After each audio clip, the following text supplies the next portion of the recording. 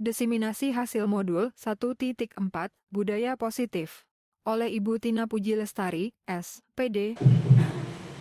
Assalamualaikum warahmatullahi wabarakatuh. Waalaikumsalam warahmatullahi wabarakatuh. Selamat siang Bapak dan Ibu. Siang. Bagaimana? Semangat ya? Oke. Pertama-tama marilah kita panjatkan puji dan syukur kehadirat Allah Subhanahu wa taala yang mana atas berkat rahmat dan hidayahnya kita semua dapat berkumpul di sini dalam kegiatan diseminasi hasil modul 1.4 tentang budaya positif yang telah saya lakukan di pendidikan guru penggerak. Tak lupa pula sholawat dan salam kita haturkan kepada junjungan kita Nabi besar Muhammad SAW serta kerabat, sahabat dan pengikut beliau hingga akhir zaman.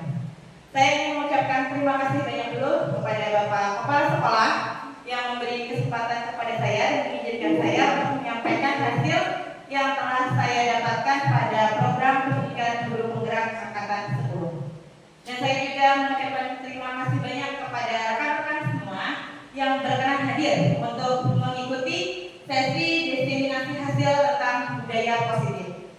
Di sini kita sama-sama belajar. Terlebih dahulu saya ingatkan, jadi tidak ada yang salah ataupun yang benar. Saya hanya ingin menyampaikan apa yang sudah saya dapatkan di pendidikan guru penggerak. Jadi nanti kalau ada yang mau ditanyakan atau mau disampaikan, silahkan langsung aja Bapak dan Ibu ya. Boleh nanti langsung angkat tangannya dan silahkan kita diskusikan bersama-sama. Jadi di sini saya bukan menjadi yang paling pintar, tetapi di sini kita sama-sama belajar dan berbagi. Karena inti dari guru penggerak itu kita adalah belajar dan berbagi. Sudah sering dibilang juga kalau orang pintar sendiri itu banyak dan itu mudah. Tetapi ketika kita pintar bersama-sama itu susah. Nah, itulah kita perlunya kerjasama dan kolaborasi. Seperti biasa, sebelum kita memulai kegiatan, pasti akan ada yang dinamakan dengan kesepakatan diskusi atau kesepakatan kelas kalau kita kenal di dalam kelas. Nah, ada beberapa hal kesepakatan yang harus kita taati. Yang pertama itu ada disiplin, menjaga kebersihan, berpartisipasi aktif, berkolaborasi, dan bekerja sama, saling menghargai dan saling menghormati serta HP di silent. Bagaimana Bapak dan Ibu, apakah setuju dengan kesepakatan diskusi kita pada siang hari ini? Setuju ya Bapak dan Ibu ya? Semangat ya Bapak dan Ibu ya? Semangat. Oke. Baiklah, ada 8 hal yang akan saya sampaikan pada pertemuan kali ini. Yang pertama itu adalah tentang paradigma baru. Paradigma baru tentang pembelajaran. Yang kedua itu tentang disiplin positif atau budaya positif. Yang ketiga itu tentang teori motivasi dalam diri. Dan yang selanjutnya ada hukuman, konsekuensi, dan restitusi. Ini adalah 3 hal yang hampir mirip tetapi ada perbedaan. Dan keyakinan kelas. Terus selanjutnya adalah kebutuhan dasar manusia, 5 posisi kontrol sebagai seorang guru, dan segitiga restitusi. Sebelum ulun lanjutkan, kira-kira dari Bapak dan Ibu dari 8 materi ini yang sudah familiar atau yang belum familiar yang mana Bapak dan Ibu? Yang mana? Disiplin positif itu sudah kita terapkan biasanya. Selain itu ada lagi? Segitiga restitusi. Oke, ada lagi? 5 posisi kontrol guru. Berarti Bapak dan Ibu sudah tahu ya semuanya? 5 posisi. Oh, yang belum tahu?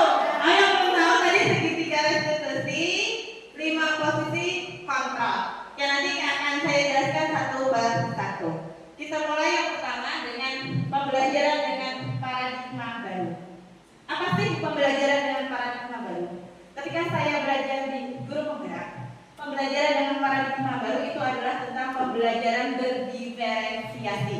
Mungkin ini adalah tren yang sekarang, Bapak dan Ibu ya. Sebelum-sebelumnya mungkin sebenarnya sama aja, cuman ada istilah namanya yang sekarang dinamakan dengan pembelajaran berdiferensiasi. Nah, pembelajaran dengan paradigma baru merupakan pembelajaran yang dirancang berdasarkan prinsip berdiferensiasi. Ada yang tahu Bapak dan Ibu apa itu berdiferensiasi? Berpihak pada peserta didik. Nah, ada lagi? Mengakomodasi semua aspek indera siswa. Mengakomodasi semua aspek indera yang ada di diri siswa ya Pak ya. Oke. Ada lagi Bapak dan Ibu untuk pembelajaran berdiferensiasi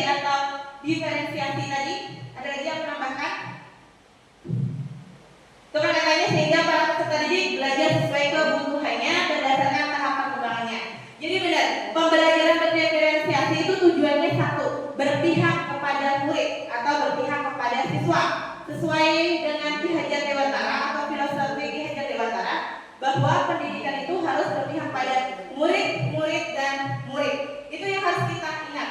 Mungkin dulu kita sering pembelajaran ketika kita sekolah itu adalah pembelajaran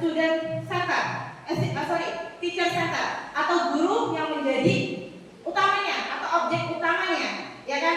Tapi untuk sekarang pembelajaran itu dipusatkan kepada siswa atau student center. Jadi kita sebagai guru harus bisa membeda-bedakan bagaimana tadi untuk setiap siswa memenuhi kebutuhan belajarnya. Karena setiap siswa biasanya memiliki minat dan bakat yang berbeda-beda. Jadi maksud berdiferensiasi di sini Bapak dan Ibu bukan juga misalnya di dalam kelas kita ada anggap aja 12 orang. Terus setiap murid itu memiliki kita beri materi yang berbeda-beda. Bukan seperti itu. Tetapi bagaimana caranya kita mengakomodasi itu supaya bisa tercapai. Gunakan metode yang bervariasi di setiap kali pertemuan. Terus gunakan model pembelajaran yang bervariasi. Juga penilaiannya. Makanya di awal itu perlunya kita yang dinamakan dengan asesmen diagnostik. Jadi kalau bisa sebelum pembelajaran dimulai atau kita nanti akan menghadapi tahun ajaran baru perlu diadakannya asesmen diagnostik. Itu untuk mengetahui murid kita itu seperti apa, minatnya di mana, bakatnya di mana, gaya belajarnya juga seperti apa. Jadi jangan misalnya kalau anak suka misalnya visual terus, jadi setiap hari kita visual terus, jangan. Jadi kita ganti-ganti, misalnya minggu ini kita gunakan visual, boleh ke depan nanti gunakan yang auditory kayak gitu. Nanti ada yang kinestetik. Jadi itu yang dinamakan dengan berdiferensiasi. Bukan dalam satu kali pertemuan harus semuanya ada. Bukan seperti itu Bapak dan Ibu. Kadang kita berpikir kan gitu ya, harus semuanya ada. Itu padahal salah. Bukan salah tapi harus digunakan lagi pembelajaran berdiferensiasi. Dan kita kadang sebagai guru juga sudah berpikir susah nih diferensiasi karena harus memetakan murid-murid tadi. Makanya tadi di setiap pembelajaran, di setiap pertemuan harus kita gunakan metode yang bervariasi agar kebutuhan anak tadi semuanya bisa tercukupi. Itu yang dinamakan dengan paradigma pembelajaran baru dan tentunya itu harus sesuai dengan profil pelajar Pancasila. Inilah yang diharapkan sekarang. Siswa dan siswi kita harus memiliki sifat profil pelajar Pancasila. Bisa dilihat ya Bapak dan Ibu ya, sudah tahu pasti ya untuk profil pelajar Pancasila. Nah, untuk yang selanjutnya, saya akan tanyakan. Selanjutnya itu adalah disiplin. Ada yang mau menjawab apa itu disiplin? Gak harus panjang Bapak dan Ibu, boleh siapa yang menjawab apa itu disiplin? Ada? Bapak dan Ibu silakan. Disiplin? Iya Pak, silakan. Mengikuti peraturan. Mengikuti peraturan. Terus ada lagi? Ya Bu? Bertanggung jawab. Benar, apa lagi Pak? Konsekuen. Ada lagi? Lagi Kak? Intinya kata disiplin itu adalah ini. Disiplin itu sebenarnya udah supaya kita ingat itu ketaatan atau kepatuhan kepada peraturan. Itu yang dinamakan dengan disiplin. Taat atau patuh terhadap semua peraturan. Mengusahakan supaya menaati dan mematuhi tata tertib. Itu yang dinamakan dengan disiplin. Karena kita pasti sering mendengar dengan kata disiplin. Jadi itu secara umumnya kita bisa artikan disiplin itu adalah ketaatan atau kepatuhan terhadap sebuah aturan. Tuh Bapak dan Ibu ya. Sekarang Bapak dan Ibu, kita berbagi pengalaman dulu. Bagaimana strategi Bapak Ibu agar peserta didik kita disiplin? Baik itu berpakaian, boleh dalam mengerjakan tugas, boleh menjaga kebersihan, fokus saat belajar dan lain-lain. Silakan Bapak dan Ibu nanti tuliskan di kertas ini. Nanti kalau sudah selesai ditembakkan, kita akan saling sharing atau berdiskusi. Apa sih yang sudah Bapak Ibu terapkan selama ini dalam proses pembelajaran?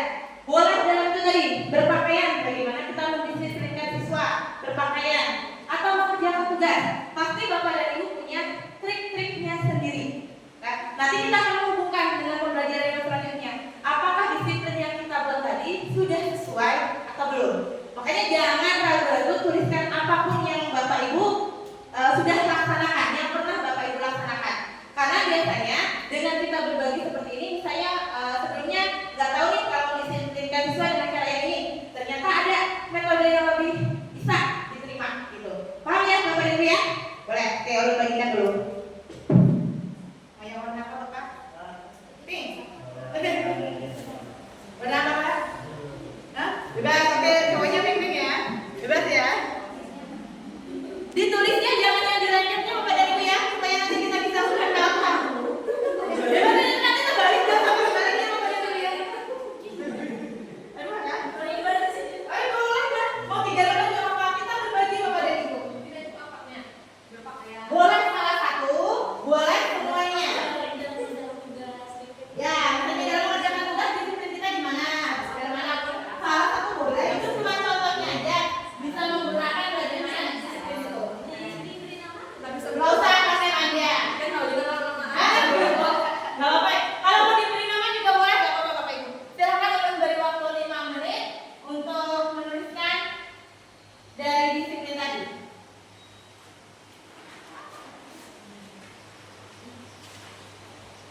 Kita berbagi, tidak ada yang salah dan tidak ada yang benar. Kita sama-sama belajar Bapak dan Ibu ya. Jadi jangan takut utarakan apapun yang sudah pernah Bapak Ibu lakukan.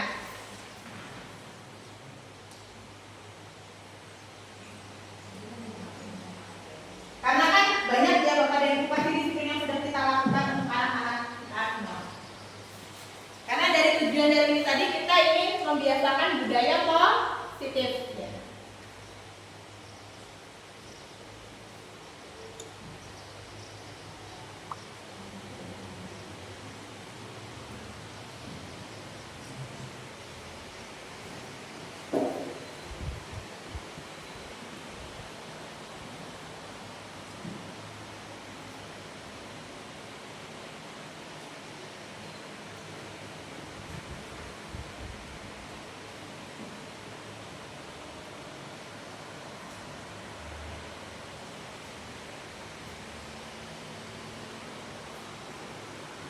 Bagi Bapak Ibu yang sudah selesai boleh langsung ditempelkan di kertas plano yang sudah Ulun siapkan di papan tulis. Nanti kita akan baca dan kita lihat.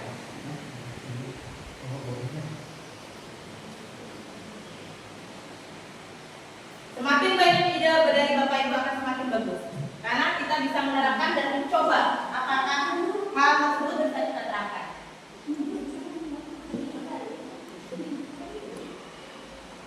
Seraja mau yang berpakaian bisa mengerjakan tugas, jadi boleh pilih salah satu boleh, atau semuanya bisa juga. Mau ditambah lagi kertasnya, ada yang mau tambah kertasnya mungkin karena curhatannya mau panjang, boleh nggak Pak? Oke. Oleh karena oke siap. Tambah lagi, Bapak perlu kertas tambah lagi? Tambah sudah Pak? Mau kertas tambah lagi? Oh sudah, cukup. Ini sudah tulisan singkat mungkin. Oh lagi Bu, oke siap. Ternyata banyak ya. Tolong kasih. Oh sudah. Semangat dikit. Iya, boleh. Ngomong apa ya? Boleh, silakan ditempel Bapak dan Ibu ya. Nanti kita akan lihat ya.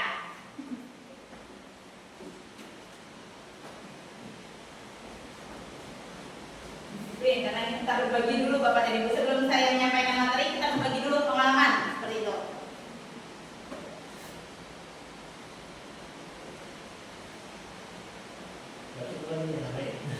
Mau nambah lagi bisa Pak? Bisa. Sampaikan aja apa yang ingin disampaikan untuk kita sama-sama. Jadi kan nanti misalnya dapat dari ibu yang lainnya bisa kita coba terapkan bersama-sama.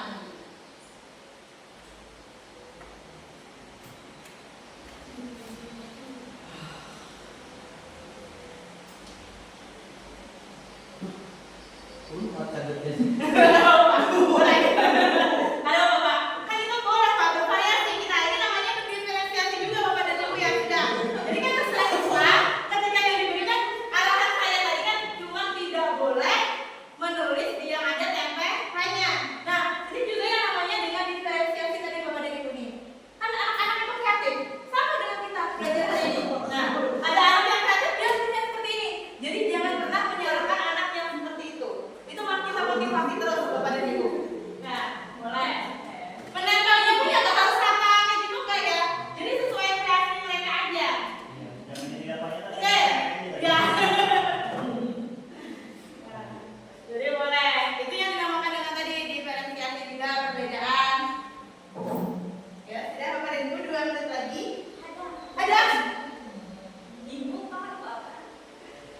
mimpi-mimpi yang sudah pernah dijalankan mungkin di kelas pada saat pembelajaran.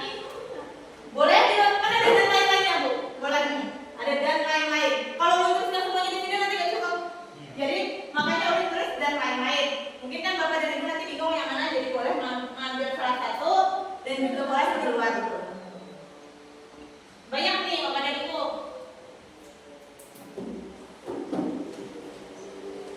Fokus saat belajar. Nanti tolong diingat ya Bapak dan Ibu ya, kertas harian yang diberikan karena ada berkelanjutan tugas setelah ini. Oh gitu. Iya, ada berkelanjutan. Tapi masih tahu aja ya. Ayo kita lagi yang bisa masing-masing ya Bapak dan Ibu ya. Nanti kita orangnya apa enggak? Ya dulu. Banyak-banyak jawabannya.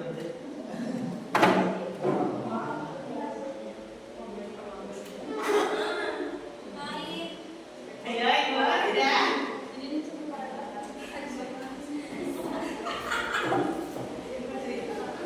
Dari hati banget ibunya lama.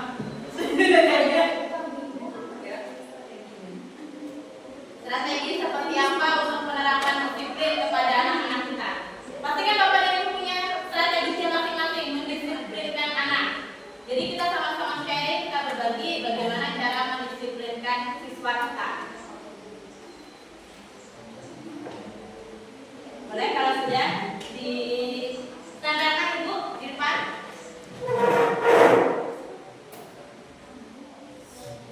Makanya saya break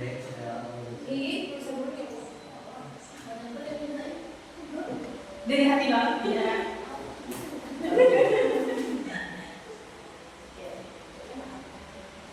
Secara mengaji soalnya. Saya juga kalau disuruh ngomong baru. Ya, oke. Terima kasih Bapak dan Ibu yang telah membagikan pengalamannya. Sekarang ulun minta satu orang yang bersedia untuk maju ke depan untuk membacakan salah satu yang menurut Bu Hepian yang paling menarik. Yang mana? Boleh kita satu orang? Oke, Ibu Adi, boleh. Silakan Bu. Silakan dibaca dulu Bu dan dicari kira-kira yang paling menarik yang mana Bu? Bungkus semangat ya. Oke, Bu. Ayo bungkus semangat Bu. Kira-kira disiplin mana ya? Jadi kita bisa diskusikan. Oke, silakan Bu. Tentu saja kemudian boleh, ini boleh, ini yang lain boleh. Oh, bukan jawaban teman Bu. Oke, silakan. Jangan begini. Assalamualaikum warahmatullahi wabarakatuh. Waalaikumsalam warahmatullahi wabarakatuh. Terima kasih Bapak dan Ibu atas waktunya. Ulun memilih bagaimana strategi Bapak Ibu agar peserta didik kita disiplin.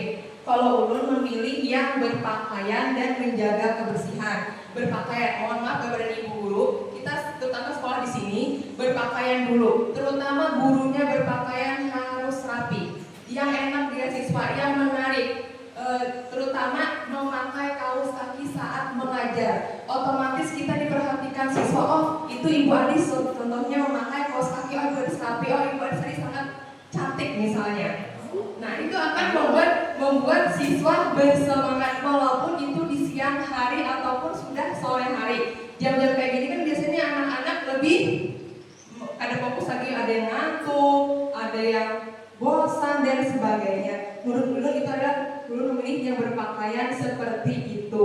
Boleh kerudungnya mau yang ngejreng warnanya, lipstik ibu yang lebih itu akan gimana ya? Itu akan mempengaruhi siswa untuk belajar. Itu siswa menarik daripada guru yang pucat. Mohon maaf. Ini hanya contoh. Kemudian juga menjaga kebersihan. Menjaga kebersihan di sini ulun misalnya kita tidak boleh membuang sampah asal buang-buang di hadapan siswa. Kata siswa, "Man, Ibu Adis buang-buang sampah sembarangan." Oh, berarti aku boleh jual nih buang sampah sembarangan. Jadi kita tahan dulu sampah itu, ibaratnya ada tahan, pungut, simpan, TPS. Jadi tahan dulu sampahnya, disimpan dulu dan dipungut. Jangan sampai di hadapan siswa. Kalau di hadapan siswa, siswa akan meniru. Kan kita seorang guru harus digugu dan ditiru. Begitu saja dari ulun. Terima kasih. Assalamualaikum warahmatullahi wabarakatuh. Ya, tepuk tangan dulu untuk Bu Adis ya. Luar biasa ya. Nah, karena guru itu tadi adalah orang yang digugu dan ditiru. Tadi kalau Ibu Adis lebih ke berpakaian dulu Bu ya, berarti yang bisa dilihat setiap saat. Mungkin bagaimana Bapak Ibu yang lain, apakah setuju dengan Ibu Adis tadi?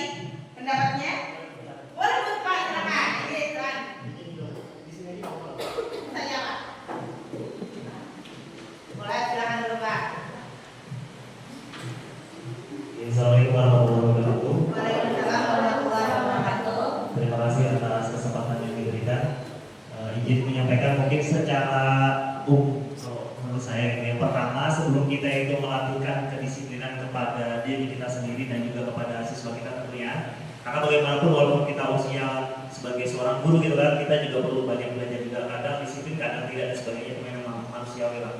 Tapi supaya kita bisa mengajarkan nilai-nilai kedisiplinan kepada siswa, itu yang paling utama kalau menurut saya, itu memberikan pengetahuan dulu.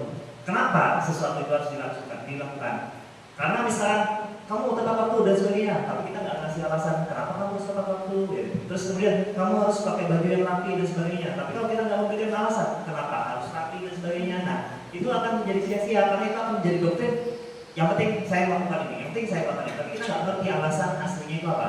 Nah, adakah lebih bijaknya kalau kita di awal itu kita memberikan pemahaman dulu pada siswa, kenapa sesuatu itu harus dilakukan, kenapa peraturan ini harus ditaati, karena semuanya itu pasti membawa manfaat, dasarnya kan itu.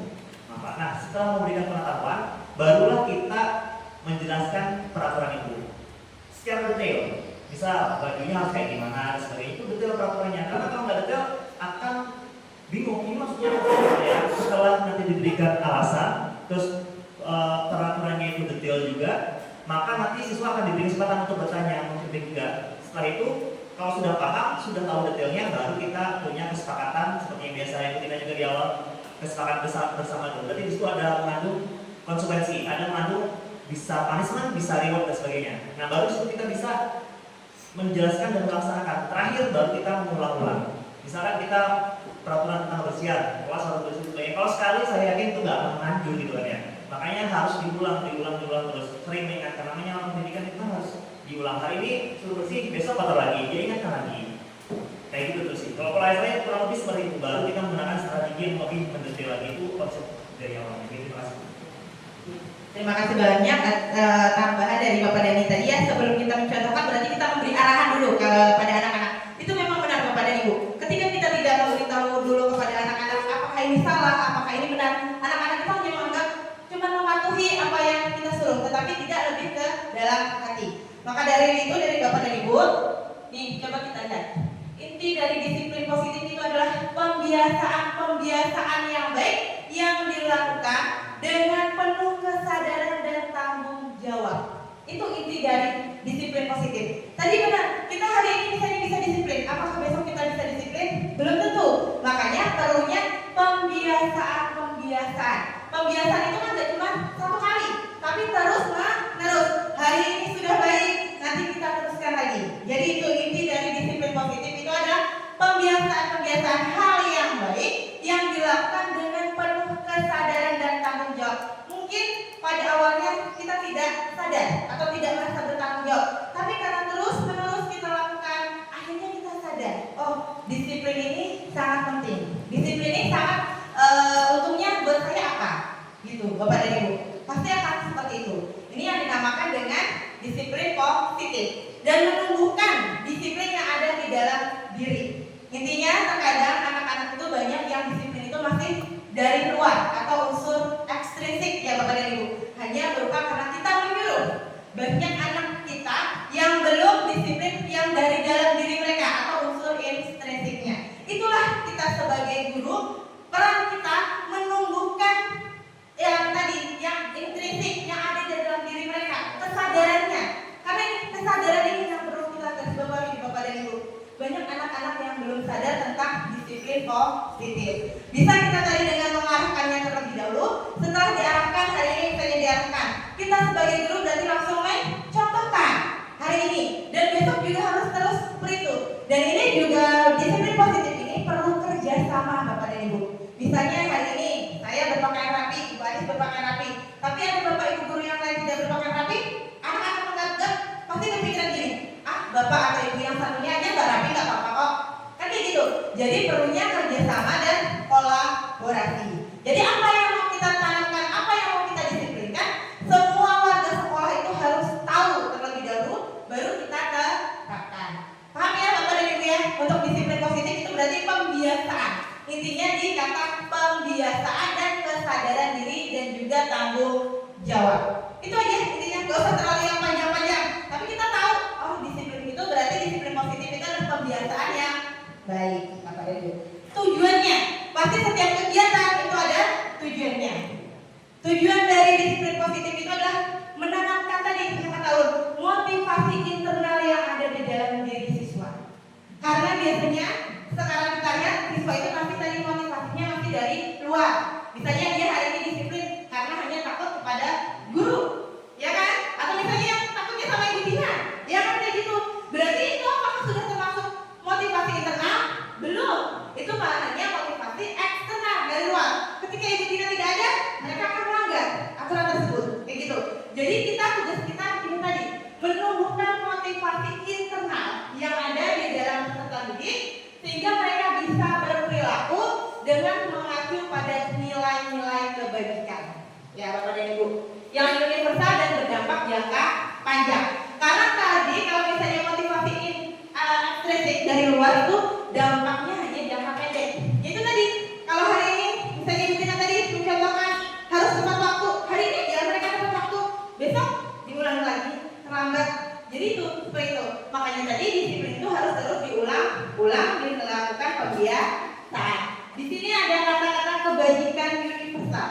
Ini ada daftar, tidak akan menjelaskan satu-satu tapi secara umumnya karena banyak Bapak dan Ibu. Nah, nilai-nilai kebajikan universal. Bisa jawab Bapak dan Ibu? Oke. Intinya di sini ada beberapa yang akan saya pelajari juga di guru penggerak. Yang pertama itu adalah yang profil pelajar Pancasila, yang dari Ibu atau PYP dan ada 9 pilar karakter bangsa, ada petunjuk hidup dan keterampilan hidup dan the 7 essential virtues. Intinya di sini nilai kebajikan itu adalah nilai-nilai kebaikan yang ada pada diri kita dan bisa ditanamkan. Mungkin yang akan ditekankan di sini lebih yang ke ini dulu Bapak Ibu, profil pelajar Pancasilanya dulu. Karena di profil pelajar Pancasila itu sudah menyangkut semuanya. Beriman, bertakwa kepada Tuhan Yang Maha Esa, ya kan? Berakhlak mulia, semuanya ada. Ini yang dinamakan dengan nilai-nilai kebajikan universal. Jadi ini tadi kita menanamkan tadi dari anak-anak tadi, setelah disiplin, nilai apa yang mau kita tanamkan di diri anak, ya kan?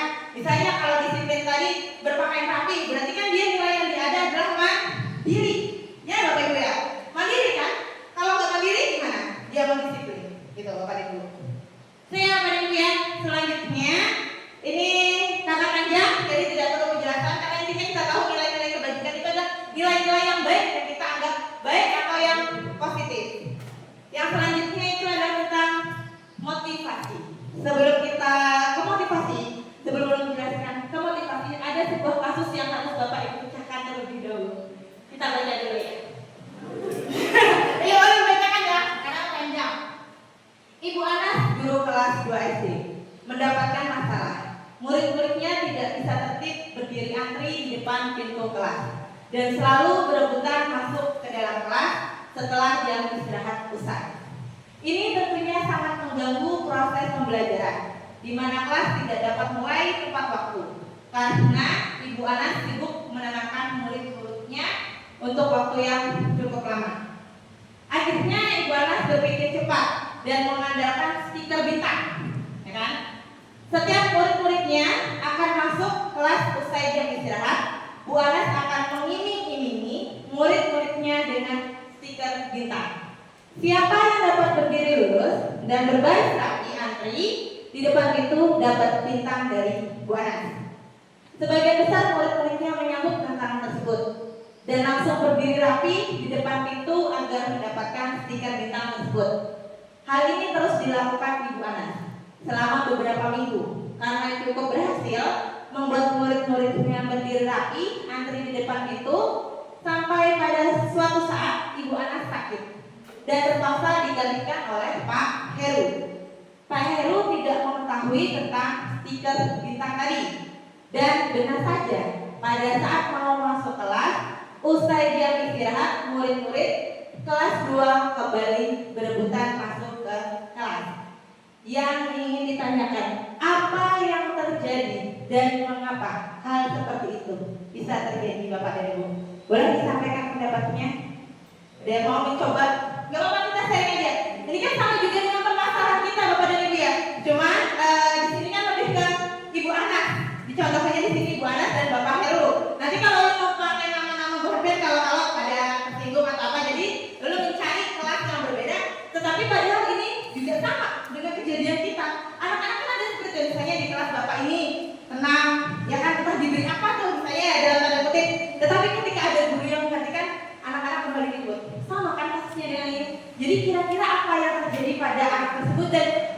motivasi apa yang dimiliki oleh anak-anak tersebut? Ada yang mau mencoba memberikan pendapat dulu kepada Ibu? Silakan Bapak dan Ibu. Ingat tadi tidak ada yang salah Bapak dan Ibu. Bapak, oke. Ibu-ibunya yang lain, ayo. Kita memecahkan sebuah permasalahannya. Dari sini nanti kita akan dapat kuncinya. Info nih Bapak Ibu, sebenarnya memancing supaya kita aktif semuanya. Iya, Nah, benar.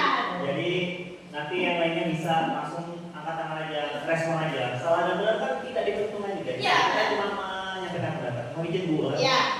Jadi kalau menurut saya yang pertama, berarti siswa ini pertama memang belum memahami fungsi dari antri. Artinya motivasi yang ada itu masih motivasi eksternal. Kalau si ibu siapa namanya? Ibu Anas, baru dia disiplin sertifikasinya tadi, Bu Tina bisa dan sebagainya ya. Itu baru disiplin. Tapi begitu yang lain mungkin tidak gitu ya. Kalau dalam kasus ini misalkan Ibu Anas. Nah yang pertama itu tadi. Yang kedua, tidak adanya kolaborasi dari setiap guru. Karena yang namanya kita membuat suatu peraturan, kita punya solusi, itu memang kita harus ada kolaborasi dulu nih dengan sesama guru, menginformasikan sehingga ketika itu mau diganti, mau apa itu kita punya rules yang sama. Karena memang gini ya, yang pertama itu ketika memberikan pengetahuan itu tidak mungkin instan. Misalkan seorang guru di sini kasihnya Ibu Anas memberikan penjelasan detail, siswanya belum tentu paham. Karena siswa SD beda kalau ngomongnya dengan siswa mahasiswa. Mereka sudah tahu sendiri dan sebagainya dengan konsekuensi. Tapi kalau namanya yang SD diberitahu kadang belum tahu, makanya perlu trik, ya kan? Iya. Trik ini berarti harus ada kolaborasi dengan pihak yang lain, guru terutama, mungkin yang nanti akan ganti dan sebagainya. Jadi sharing seperti hari ini kita ini sangat bermanfaat. Kenapa? Ketika ada masalah kita tahu mau ngapain gitu. Nah si anak ini di sini dia masih punya motivasinya eksternal saja. Hanya kalau ada Ibu Anas, belum internal. Makanya memang perlu memberikan pemahaman itu harus berbarengan kalau menurut saya. Yang pertama, ketika memberikan suatu kebiasaan, misal dalam kasus ini Ibu Anas memberikan bintang atau apapun, misalkan bisa juga tuh siswa yang ada dia disuruh untuk baris sambil foto. Jadi mereka antri dulu foto, masuk foto dulu, klik. Nah itu kan antri mereka pasti untuk foto ya kan, terus masuknya rapi. Tetapi itu pasti cuma dulu itu aja gitu kan. Tapi tujuannya adalah ketika antri langsung dikasih feedback, direfleksikan langsung. Anak itu misalkan, nah gimana hari ini tadi pengalamannya keluar dari kelas atau masuk dalam kelas gitu. Lebih enak kalau kita masuknya antri atau kita kalau rebutan misalnya gitu kan. Maka siswa itu akan langsung pikir, oh iya ya, di bagian tapi itu diulang, repetition terus diulang terus. Maka menjadi kebiasaan menjadi budaya. Jadi menurut saya seperti itu Bu. Yang pertama itu karena masih ada motivasinya eksternal dan tidak ada kolaborasi dari guru. Terima kasih. Ya. Terima kasih Bapak. Ada lagi yang mau menambahkan mungkin menjawab pertanyaan ini? Bapak Ibu, ibu-ibunya bagaimana? Ada yang mau coba? Bu Sita mungkin bisa memberikan. Bapak mau sampaikan aja pendapatnya. Ingat tidak ada yang benar atau salah, kita sama-sama berdiskusi. Karena pasti kita pernah mengalami hal seperti ini Bu. Bapak sampaikan aja.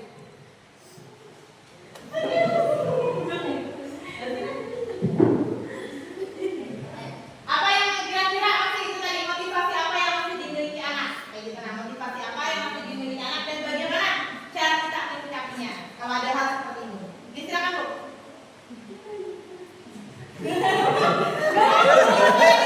Kan tadi kita belajar bersama, tidak ada yang salah, kita belajar bersama. Kalau kamu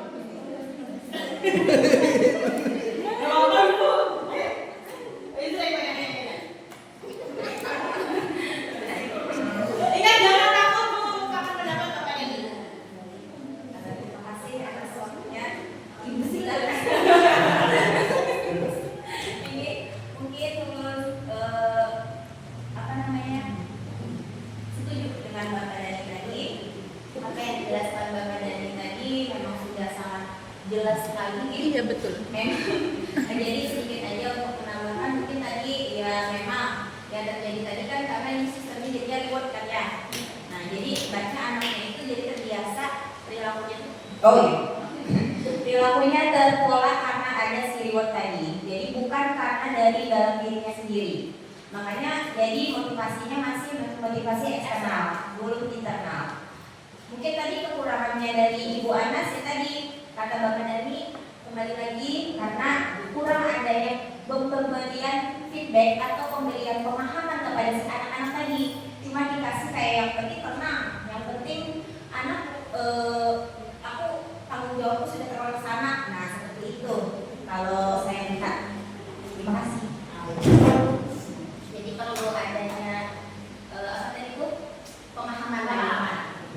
Terima kasih. Benar Bapak dan Ibu, kalau kita lihat dari sini, motivasi yang ada pada diri anak ini yang pertama dia hanya karena ingin menerima hadiah.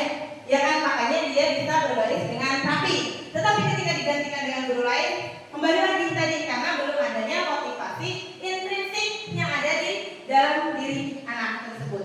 Dan perlu juga tadi memang ketika itu tadi perlunya kerjasamanya apa? Ketika satu orang menerapkan disiplin, tapi kalau tidak yang lain tidak bisa menerapkan juga, itu tadi hasilnya juga akan sama aja kayak gitu. Jadi perlunya kolaborasi. Intinya itu Bapak dan Ibu. Ya bisa ya. Jadi sebenarnya motivasi itu terbagi menjadi 3 Bapak dan Ibu. Yang pertama, motivasi menghindari ancaman atau menghindari rasa sakit dan hukuman atau sanksi. Ini yang paling sering. Ya kan, motivasi ini yang dilakukan anak-anak kita yang ada di sekolah kita.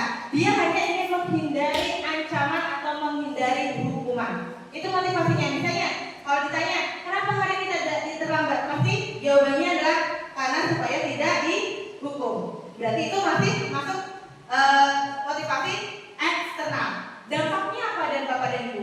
Ini hanya berdampak jangka pendek, tidak akan bisa jangka panjang tadi. Nah, ini berarti harus kita hindari sebenarnya motivasi seperti ini. Terus, motivasi yang kedua itu adalah motivasi tadi seperti Ibu Anas. Dia datang hanya untuk mendapatkan hadiah, pujian atau penghargaan. Anak-anak kan memang seperti itu Bapak dan Ibu. Naluri anak-anak seperti itu memang. Ketika diberi sesuatu, pasti mereka termotivasi. Tapi ketika dia tidak mendapatkannya, akan kecewa. Ini sebenarnya juga ternyata bahwa pemberian reward itu juga tidak maksimal Bapak dan Ibu. Sama kayak gini, ketika anak-anak itu yang sering terjadi di sekolah adalah kita memberikan hadiah juara. Itu sebenarnya kurang efektif Bapak dan Ibu. 1, 2, dan 3. Ketika anak yang hari ini dapat juara 1, terus nanti di tahun depan dia tidak mendapat juara 1, itu akan menurunkan mental mereka. Mereka akan merasa kecewa dengan diri mereka sendiri. Itu pasti. Dan mereka akan merasa bersalah gitu. Jadi itu kan akan tidak menunjukkan motivasi lagi di dalam dirinya untuk belajar. Kadang ada juga anak yang ya sudahlah, aku aja nggak dapat lagi nggak apa-apa kok. Jadi pemberian reward ini sebenarnya kalau bisa mulai dari sekarang kita hindari Bapak dan Ibu. Karena itu tadi masih motivasi eksternal, masih dari luar tadi. Seperti tadi juara tadi kan seperti itu juga. Ya kalau hari ini anak-anak belajarnya bagus misalnya, kan kita tidak tahu terkadang misalnya Bapak dan Ibu itu yang kita tidak tahu. Hari ini anak-anak misalnya mendapat nilai 90, kita beri reward, ya kan? Besok ada ulang lagi ternyata anak-anaknya dapat nilai 50. Si anak tersebut, pasti kan kita tidak tahu alasan anak mendapat 50 tadi kenapa.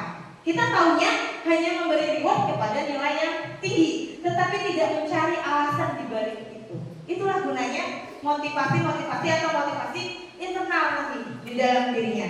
Motivasi yang paling baik ini adalah yang ketiga, Bapak dan Ibu. Menghargai diri sendiri atau memang ingin melakukan. Ya kan Bapak dan Ibu? Kalau kita bisa menghargai diri sendiri, berarti motivasi itu sudah muncul, Bapak dan Ibu. Jadi ini memang yang harus kita tanamkan. Sebagai seorang guru kita harus bisa menanamkan ini Bapak dan Ibu. Bagaimana anak-anak bisa menghargai dirinya sendiri. Terkadang itu kita lihat anak-anak yang datang terlambat itu sebenarnya tidak menghargai dirinya sendiri. Kenapa Bapak dan Ibu? Di balik itu kalau kita tanya alasan yang paling banyak apa? Mereka ngapain? Begadang. Iya kan? Apakah begadang itu baik? Enggak. Ya kan? Maka dari itu kita harus memunculkan motivasi ini yang ada di dalam diri anak atau bagaimana menghargai diri sendiri. Ya kan? Akibatnya apa begadang? Pagi telat bangun, ya kan? Terlambat sekolah, dampaknya banyak sekali. Berarti kan ketika dia terlambat itu sebenarnya tidak menghargai diri sendiri. Jadi itu Bapak dan Ibu ya. Jadi mulai sekarang kita bersama-sama bagaimana caranya untuk menimbulkan motivasi intrinsik yang di dalam diri anak, yaitu menghargai diri sendiri. Ada yang mau ditanyakan dulu Bapak dan Ibu sampai di sini tentang motivasi? Nah, Pak?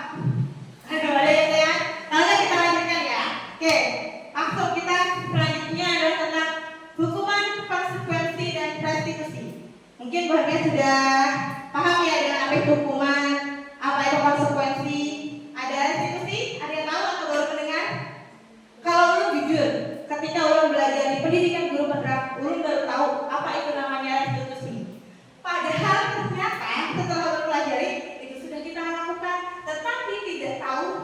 itu adalah restitusi. Oke, sekarang kita lihat dulu. Hukuman. Hukuman itu terjadi tidak terencana dan tiba-tiba. Benar nggak Bapak Ibu? Ya kan? Anak datang terlambat dihukum, berarti tidak terencana. Ya kan? Tiba-tiba. Terus peserta didik tidak dilibatkan.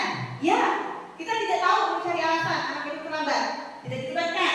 Bersifat satu arah. Benar, dari guru aja hukuman itu. Tidak ada kesepakatan sebelumnya. Apakah seperti itu? Ya, hukumannya apa? Nggak ada kan? Terus peserta didik akan tersakiti lewat kata-kata atau perbuatan. Dan itu memang benar. Setelah udah belajar di sini juga mendapatkan pengalaman. Oh, ternyata yang saya lakukan selama ini masih salah. Saya sebagai guru jujur masih banyak sebagai hukuman. Itu Bapak dan Ibu. Seharusnya bukan itu yang kita lakukan. Ya, jadi memang tidak terencana. Bedanya dengan konsekuensi. Kalau konsekuensi itu biasanya terencana atau sudah disepakati. Ini sudah dua orang ya, dua arah, ya kan? Atau dibuat guru dan juga peserta. Jadi konsekuensinya, misalnya, nah kalau hari ini kamu nggak mengerjakan tugas, berarti tahu kan ya kemarin kesepakatannya apa, konsekuensinya apa, seperti itu. Terus peserta didik tidak nyaman dalam waktu jangka pendek. Mereka memang tidak akan nyaman. Yang diberikan hukuman dan konsekuensi itu tidak akan nyaman. Terus berdasarkan data yang bisa diukur, ya tadi misalnya 3 kali terlambat mengumpul tugas, peserta didik akan diberikan apa? Biasanya ini ya, Bapak Ibu ya, yang diterapkan. Sudah bisa membedakan ya, Bapak Ibu, hukuman dan konsekuensi.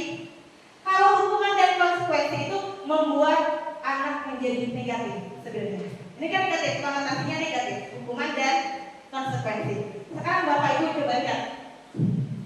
Silakan menurut Bapak Ibu. 1, 2, 3, 4, 5 itu termasuk yang mana yang termasuk hukuman, yang mana yang termasuk konsekuensi. Yang satu, membedakan mengganti penghapus teman yang dihilangkan, konsekuensi atau hukuman? Konsekuensi, oke. Yang kedua, berdiri di tengah lapangan upacara karena datang terlambat ke sekolah. Nah, yang ketiga, merapikan sapu dan alat pel yang jatuh karena tersenggol saat berlari di jam istirahat. Konsekuensi, ya konsekuensi itu hukuman. Yang keempat, mencatat 200 kali kalimat saya minta maaf. Nah, yang kelima, membersihkan WC sekolah karena tidak mengumpulkan tugas. Hukuman. Berarti ada berapa hukuman dan berapa konsekuensi? Ya. 3 hukuman, 2 konsekuensi. Nomor berapa yang 3 hukuman, Bu? 2, 4, 5. Sekarang kita lihat jawaban Bapak Ibu ya. Nah, ada Bu? Ada perbedaan-perbedaan? 5 kayaknya konsekuensi karena kan ibaratnya itu karena dia itu ada kesepakatannya makanya langsung jadinya ngerjain. Oke, belum tentu ya, kita lihat ya. Ini kan kita baru aja ya pendapat. Kita lihat yang mana yang termasuk. Berarti ada yang 3 konsekuensi, ada yang 3 hukumannya ya. Yang menjadi permasalahan di nomor 5. Kita lihat. 1, 2. Yang nomor 1 dan 2 termasuk konsekuensi. 1 dan 3 itu termasuk konsekuensi. Yang nomor 2, 4 dan 5 itu hukuman. Karena membersihkan WC sekolah tidak mengumpulkan tugas, apakah sudah ada kesepakatan sebelumnya? Dan ini Bu, kan membersihkan WC itu apakah sesuai dengan pembelajaran? Pembelajarannya adalah mengumpulkan tugas. Sedangkan membersihkan WC kan bukan pembelajaran. Seharusnya kalau dia termasuk konsekuensi, tugas diberikan tugas tambahan. Siswa diberikan tugas tambahan karena tidak mengerjakan tugas. Itu yang Bapak dan Ibu ya, bedanya hukuman dengan konsekuensi. Konsekuensi itu harus disesuaikan. Dia kenapa? Alasannya juga apa? Kan sama. Berdiri di yang nih, mengganti penghapus teman yang dihilangkan karena mereka menghilangkan penghapusnya. Terus merapikan sapu. Nah, karena tadi, jadi harus disesuaikan konsekuensi. Jadi kalau yang tidak sesuai itu namanya adalah hukuman. Jadi bisa dipahami ya Bapak dan Ibu. Ada kita salah persepsinya di situ. Memang yang nomor 5 itu membersihkan WC. Kalau dilihat memang kayak konsekuensi. Tapi yang di garis bawahnya adalah membersihkan WC itu apa hubungannya dengan mengumpulkan tugas? Tidak ada hubungannya. Jadi mulai dari sekarang Bapak Ibu, untuk menghindari hukuman tadi, kita bisa mengganti dengan konsekuensi dulu. Kalau tidak langsung bisa restitusi nanti. Jadi sesuaikan. Kalau misalnya anak tadi tidak mengerjakan tugas, berarti cara kita apa? Memberikan tugas tambahan yang sesuai dengan pelajarannya.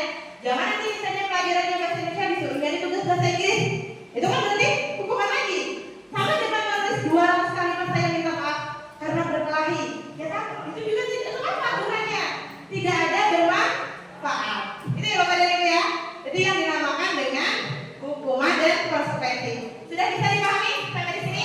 Saya membedakan sekarang yang diharapkan oleh pendidikan kita sekarang itu adalah menggunakan yang ini Bapak Ibu. Restitusi. Restitusi itu adalah proses menciptakan kondisi baik murid untuk memperbaiki kesalahan mereka. Terus sehingga mereka bisa kembali pada kelompok mereka dengan karakter yang kuat. Di sini perlunya kolaboratif. Jadi di sini itu kalau restitusi itu lebih diberi, siswa itu diberi pilihan. Atau kita menyadarkan siswa, misalnya anak itu terlambat, kita tanya, nah kamu hari ini terlambat? Ya Bu, misalnya. Kenapa? Jadi jangan langsung kamu hari ini terlambat, misalnya, dan kamu hari ini enggak, tapi kita tanya dulu alasannya kenapa. Terus kita tanya juga, misalnya kalau terlambat itu termasuk disiplin atau enggak? Jadi itu ada tahapannya, adalah kolaboratif. Jadi di akhir restitusi nanti diharapkan adanya kesepakatan atau keyakinan dari anak sendiri mau merubah atau tidak. Itulah tadi yang pentingnya di restitusi. Makanya di situ kita bukan untuk mencari siapa yang salah atau yang benar, tapi mencari solusi dari masalah dan membantu murid berpikir tentang orang seperti apa yang mereka inginkan. Ya lah kalau kita tanya dia akan sadar, benar nggak? Terus kamu mau jadi apa? Itu memang harus perlu pembelajaran Bapak Ibu. Tidak bisa instan. Apalagi yang kata-kata itu bisa kita ucapkan, tetapi belum tentu bisa mengena ke hati anak. Makanya itu perlu kita terus berlatih dan berlatih. Jujur Ulun pun belum bisa sampai sekarang, masih banyak tadi lebih ke hukuman dan konsekuensi. Tapi dari sekarang lah kita harus yang ke restitusi. Jadi lebih menyadarkan anak, oh nak tadi yang kamu lakukan adalah salah. Terus kalau salah apa yang kamu lakukan untuk memperbaiki kesalahannya? Keyakinan apa yang kamu miliki? Jadi seperti itu Bapak dan Ibu. Nah supaya lebih jelasnya nih ada ciri-cirinya Bapak dan Ibu. Bukan untuk menebus kesalahan, tetapi belajar dari kesalahan. Nah misalnya terlambat hari ini, apa yang kamu dapatkan? Misalnya kamu ketinggalan pelajaran, kamu mendapatkan hukuman. Dan itu kan belajar dari kesalahan. Yang kedua, untuk memperbaiki hubungan. Jadi tidak ada lagi nanti siswa yang aku kemarin hukum Ibu Tina sakit hati. Tidak akan lagi seperti itu. Karena kita memperbaiki hubungan antara guru dan siswa berkolaborasi. Terus tawaran bukan paksaan. Ya, kalau hukuman kan paksaan, silakan berikan apa. Tapi kalau restitusi lebih ke depannya, kalau misalnya terlambat, kira-kira rugi apa lagi? Mau nggak kamu memperbaikinya? Kan nanti anak-anak yang akan menjawab. Iya Bu, mau misalnya. Dengan cara apa? Apakah itu kita maksa? Tidak, kalau seperti itu. Baru menuntun untuk melihat ke dalam diri. Tadi motivasi dia apa? Dan juga fokus pada karakter diri. Jadi kita akan tahu karakter anak-anak dan juga fokus pada solusi. Intinya restitusi itu adalah memecahkan masalah dengan solusi dan kolaborasi. Ya, itu memecahkan solusi. Itu Bapak dan Ibu ya. Ada yang bertanya dulu Bapak dan Ibu? Ya. Ya, restitusi. Jadi yang restitusi ya. Jadi memang kalau ini bagi orang sendiri memang ini adalah hal yang baru. Restitusi. Terkadang itu kita sudah melakukan tapi tanpa sadar kepada Ibu ya. Cuma tidak tahu bahwa yang kita lakukan itu adalah restitusi. Bagaimana Bapak dan Ibu? Bisa? Kita lanjutkan ya. Sekarang adalah tentang keyakinan kelas. Nah, keyakinan kelas. Kita harus bisa Bapak dan Ibu menciptakan keyakinan kelas.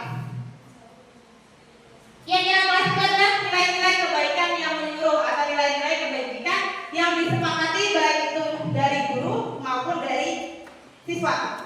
Ulun mau bertanya dulu, apakah keyakinan dan kesepakatan kelas itu sama atau beda? Sama atau beda? Kesepakatan dengan keyakinan sama atau beda Bapak dan Ibu?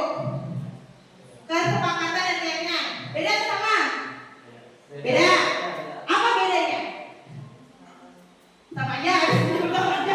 Coba. Apa bedanya kalau beda? Kalau sama apa namanya? Ayo Bapak silakan. Ya, boleh Ibu mulai lagi tadi Bu sudah katakan itu apa kesepakatan?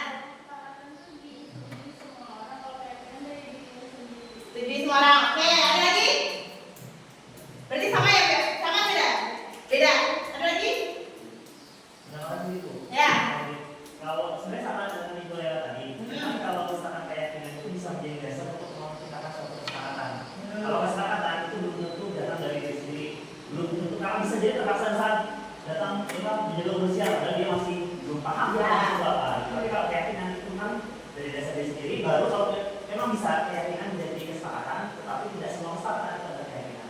Yang benar dari kesepakatan jadi keyakinan atau dari keyakinan jadi kesepakatan, Bapak dan Ibu? Kesepakatan dan keyakinan kelas itu berbeda, Bapak dan Ibu. Kalau kesepakatan itu bisa tadi benar dari kata Bapak dan Ibu, bisa satu anak aja. Kan kesepakatan kita misalnya menuliskan aturan menjaga kebersihan. Jawab, anak-anak gimana? Sepakat nggak? Sepakat. Tapi kalau mereka sudah meyakini bahwa itu bisa dilakukan, itu yang menjadi pertanyaan. Tapi kalau keyakinan itu yang memang sudah kita yakini bersama-sama, bisa kita menjalankannya. Dan biasanya bedanya keyakinan dengan kesepakatan gini Bapak dan Ibu. Kalau di kesepakatan kelas kita boleh menggunakan kata-kata negatif. Contoh, tidak boleh membuang sampah sembarangan. Itu adalah kesepakatan kelas. Kalau keyakinan kelas, kita tidak boleh lagi menggunakan kata-kata negatif. Kita harus menggunakan kata-kata positif. Contohnya berarti menjaga kebersihan lingkungan. Sama atau beda? Beda. Ya kan ada yang itu. Jadi beda, intinya sama, tetapi maksudnya berbeda. Karena di sini Bapak dan Ibu, ketika kita menginginkan sesuatu yang positif, mulailah dari kata-kata yang positif. Maka hasilnya juga akan positif. Jadi jangan lagi menggunakan kata jangan, tidak boleh. Hindari kata-kata tersebut. Ya kan? Karena biasanya yang kata jangan, tidak boleh itulah yang dilakukan. Ya kan?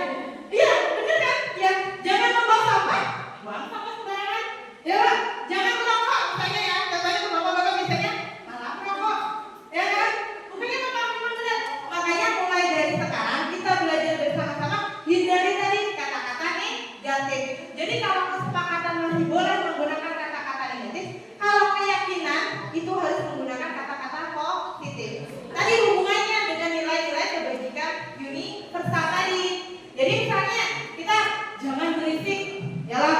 Berarti kalau positifnya apa Pak Ibu? Jangan berisik, harap tenang, ya lah. Menjaga ketenangan. Nah gitu aja, ya kan? Itu intinya. Jangan lagi menggunakan tidak boleh. Jadi kalau bisa nanti Bapak dan Ibu, mulai dari sekarang kita bikin keyakinan kelas, semua kelas. Baik itu nanti setiap pelajaran maupun di kelas. Nih. Jadi caranya yang bisa kita lakukan untuk membuat keyakinan kelas, tuh tadi diskusi. Nah, makanya mendapatkan kesepakatan. Yang harus dilakukan pertama itu bukan keyakinan, tapi kesepakatan dulu Bapak dan Ibu, ya. Kita bikin kesepakatannya, baru kita yakini bisa nggak dijalankan bersama-sama. Kalau sepakat tadi kata Ulun bisa sepakat semuanya, tapi meyakininya. Makanya di situ ada curang pendapat, mendapatkan kesepakatan, ya kan? Boleh kita nanti tulis di sini kita bikin kata plano. Setelah itu tulis tadi masukan-masukannya apa dari anak-anak. Kita tampung semuanya. Tidak boleh kita tidak tampung. Jadi kita tampung semuanya. Setelah itu susul keyakinan kelas di nempel tadi. Setelah itu lihat kembali agar memuat kalimat positif. Jadi hindari tadi kata-kata negatif. Kalau misalnya masih ada tadi, jangan membuang sampah, ganti. Dan jumlah keyakinan kelas itu biasanya 3 sampai 7 agar mudah diingat. Gitu. Dan apabila disetujui Bapak dan Ibu, yang paling bagus itu membuat kesepakatan kelas itu ada bukti ya. Buktinya itu anak-anak harus tanda tangan di kertas itu. Jadi misalnya nih dulu kita punya kertas plano. Nah, di sini kan ada tulis misalnya keyakinan kelas 7. Kayak ini apa? Tulis dulu nih mereka semuanya apa. Baru nanti kita simpulkan di bawahnya. Baru di bawahnya ada tanda tangan mereka. Nah, bukti. Jadi suatu saat ketika anak itu melakukan kesalahan, kita tempel di dinding kelas, ya. Ya, itu harus kita laksanakan kepada Ibu untuk tahun ajaran baru. Kita tempel di kelas, misalnya ada yang buang sampah sembarangan. Nah, coba lihat. Kamu sudah menulis, kamu sudah menyetujui dan kamu sudah meyakini harus buang sampah sembarangan. Misalnya mereka bertanya, Bu, mana buktinya? Ini loh tanda tangan kamu. Ya kan? Anak-anak seperti itu akan lebih apa ya? Dan mereka akan lebih merasa dihargai apa yang mereka lakukan. Jadi ulun harapkan untuk kedepannya kita seperti itu Bapak dan Ibu. Bekerja sama. Jadi semua mapel. Jadi nanti kalau ini akan penuh dengan tempelan-tempelan. Gak apa-apa Bapak dan Ibu. Itu memang yang diharuskan. Tapi untuk mengingatkan, semakin banyak tempelan, semakin bagus untuk mengingatkan kita. Itu Bapak dan Ibu. Bisa dimengerti ya kepada Ibu ya. Saya nanti kita coba terapkan semua ini untuk keyakinan kelas. Karena ini memang yang paling penting. Ya Bapak dan Ibu. Dan lu jujur, kesepakatan kelas yang memang baru ulun lakukan itu yang akhir ini. Kemarin-kemarin itu ada cuma secara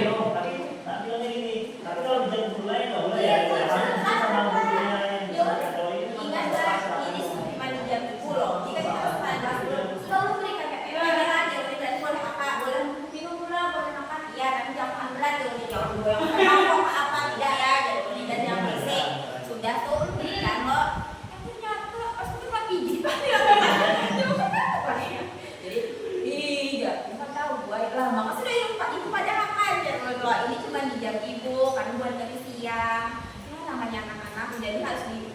Ya, itu tadi. Benar, makanya harus ulang dalam. Makanya itu tadi katanya adalah pembiasaan. Ya kan, kalau mungkin kata ulang itu agak apa ya, kurang bagus gitu ya kan. Pembiasaan itu tadi Bapak dan Ibu. Kata-kata yang sekarang kita terus gunakan adalah pembiasaan. Itu yang tadi. Gimana Bapak dan Ibu, bisa ya semangat untuk kita bikin keyakinan keras. Yang selanjutnya, kalau ada punya masalah lagi Bapak dan Ibu. Nah, kalau dipecahkan ya Bapak dan Ibu. Oke.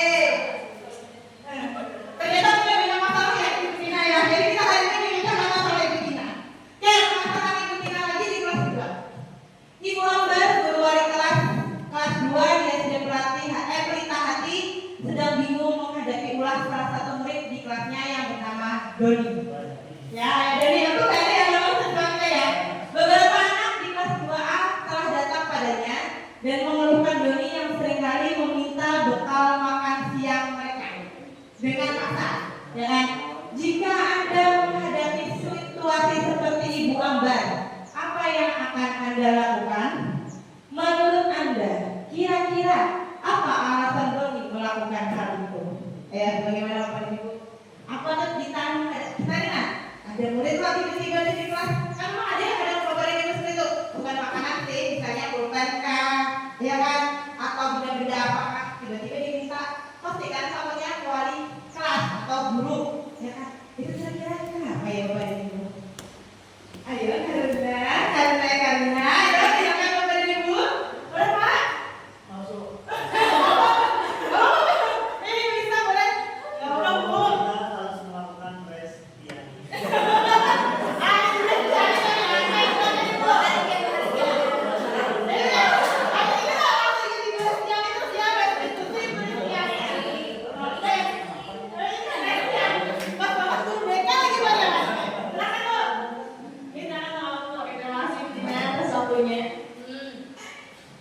Menurut saya, masalah yang ada di depan ini, kira-kira apa sih alasan Doni melakukan hal itu?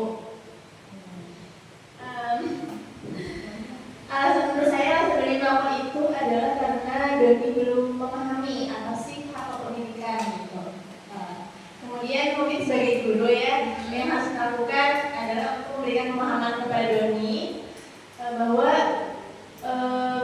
kepemilikan itu milik masing-masing. Lagi? Kemudian mungkin sebagai guru kita dapat melakukan diskusi ya Bu. Ya, anak-anak diskusi. Oke. Bisa diusul Mas? Ya, terima kasih. Benar Bapak Ibu, inti dari pertanyaan ini kita adalah harus melakukan restitusi untuk mengetahui, karena kan bisa saja ya Bapak dan Ibu dia melakukannya misalnya di rumah mereka ada orang yang tidak mampu, dia tidak punya makanan makan. Nah, kalau kita langsung menjudge anak tersebut tidak menanyakan dulu kenapa, itu salah. Makanya tadi perlunya restitusi. Dan kenapa hal ini dilakukan? Itu adalah untuk memenuhi, kenapa Bapak Ibu? Memenuhi kebutuhan dasar. Ya kan Bapak Ibu? Iya kan? Kamu saja nih, kita lapar dan tidak ada yang dimakan, pasti kan otomatis kita minta biar menyesal, benar? Karena kita untuk memenuhi kebutuhan dasar manusia. Ya, termasuk nggak makan tadi Bapak Ibu? Kebutuhan dasar. Nah, kebutuhan dasar manusia itu ada 5 Bapak dan Ibu. Yang pertama, nih kebutuhan dasar adalah yang kita inginkan. Kita aja ya Bapak Ibu sedikitnya. Untuk ini ada 5 kebutuhan dasar yang harus dipenuhi. Dan kalau bisa semuanya harus terpenuhi. Kalau salah satu tidak terpenuhi, itu akan bermasalah. 1, bertahan hidup. Yang dilakukan Doni tadi adalah untuk bertahan hidup. Ya kan? Memenuhi makanan. Ya kebutuhan hidup kan makan, ya kan? Pakaian, tempat tinggal, keamanan dan kesehatan. Ini juga kita harus lihat ke anak-anak kita. Apakah sudah semuanya anak-anak ini seperti itu? Sudah punya nggak kebutuhan dasar mereka terpenuhi nggak? Itu. Jadi kalau anak misalnya kesehatan lemah atau di kantin aja di kelas aja kita bisa tanyakan sudah sarapan belum kan? Ya, itu untuk memenuhi kebutuhan berdasar bertahan hidup. Yang kedua, yang paling sering disenangi ya, adalah kebutuhan kasih sayang dan rasa diterima. Ya kan, kasih sayang itu sangat penting Bapak dan Ibu ya. Rasa diterima, rasa dipedulikan, berbagi, kerjasama itu adalah rasa kasih sayang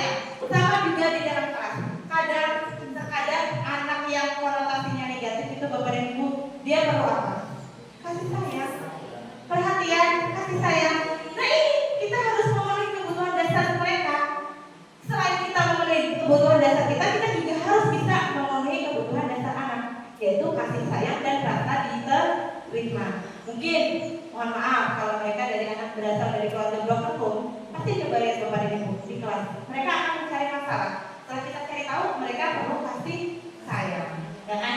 Yang kedua, penguasaan, harga diri, ya kan bapak ibu, keinginan untuk dianggap. Itu pasti ada anak-anak kalau yang bisa menyadarinya tuh, ada kan anak tuh yang harus ulun bu, itu mereka kan itu juga penguasaan, ya kan, ingin dianggap, nah memimpin berprestasi. Tapi jarang anak ini, ya masih malu-malu biasanya. Dan juga nih, yang harus kita terapkan adalah kebebasan. Maksudnya kebebasan di sini adalah ketika belajar tadi kita harus menyesuaikan, ya dengan keinginan mereka, kepada ibu sesuaikan dengan keinginan mereka. Dan juga yang terakhir adalah kesenangan. Ini pasti ya, kita butuh ini bapak dan ibu ya. Iya kan, refreshing, jalan-jalan, itu masing-masing bapak dan ibu kesenangannya.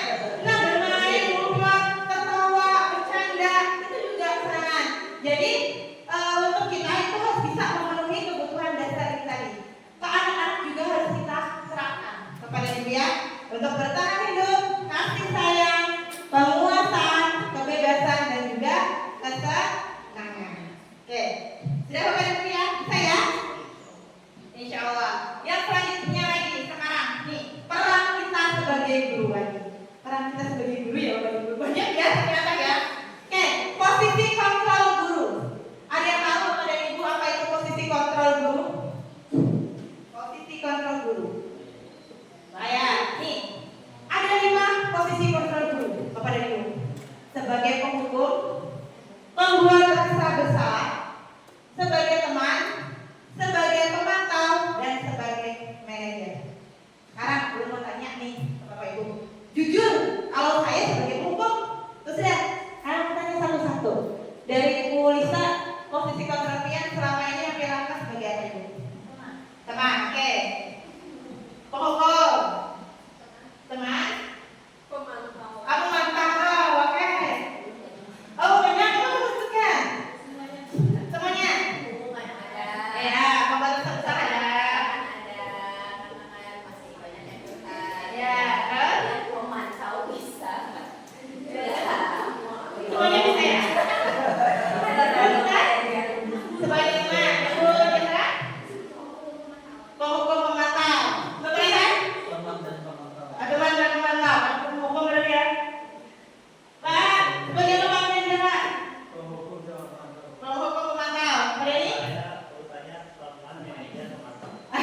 Teman manajer pemantau. Setiap posisi kontrol guru ini memiliki kelebihan dan kekurangannya masing-masing bapak ibu. Kita lihat contoh kalimat yang kita gunakan.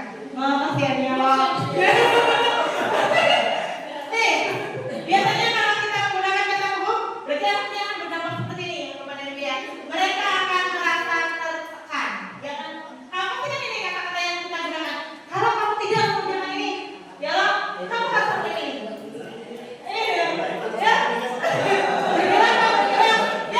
Ini dampaknya, ini kurang baik memang bapak dan ibu. Anak-anak akan seperti itu.